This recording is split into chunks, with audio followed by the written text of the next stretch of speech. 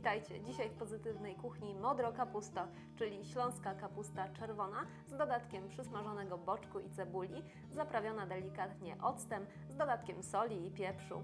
Taka kapusta świetnie pasuje do tradycyjnego śląskiego obiadu, czyli klusek śląskich i rolady. Zapraszam Was do wypróbowania przepisu, a wkrótce kolejna wersja modrej kapusty, tym razem w wersji wielkopolskiej. Zachęcam Was też do odwiedzin na pozytywnakuchnia.pl, gdzie znajdziecie więcej przepisów kulinarnych.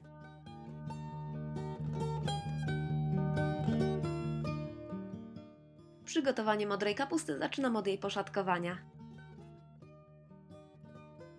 Następnie przekładam do garnka, zalewam wodą i gotuję pod przykryciem przez około 30-45 minut do miękkości. Woda do gotowania kapusty powinna być osolona. W czasie, kiedy kapusta się gotuje, kroję w kostkę boczek. Najlepiej, żeby był to boczek wędzony, może być to też boczek gotowany. Bardzo drobno kroję też cebulę. Boczek delikatnie rumienię na suchej, teflonowej albo ceramicznej patelni. Jeśli wytopi się z niego zbyt mało tłuszczu, dodaję odrobinę smalcu i wrzucam na patelnię cebulę.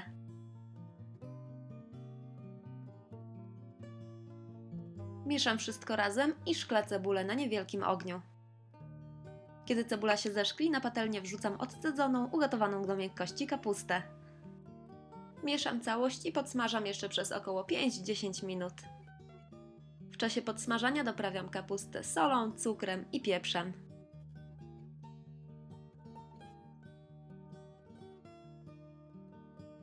A pod sam koniec podsmażania, żeby nadać kapuście odpowiedniej barwy i delikatnie ją zakwasić, dodaję ocet.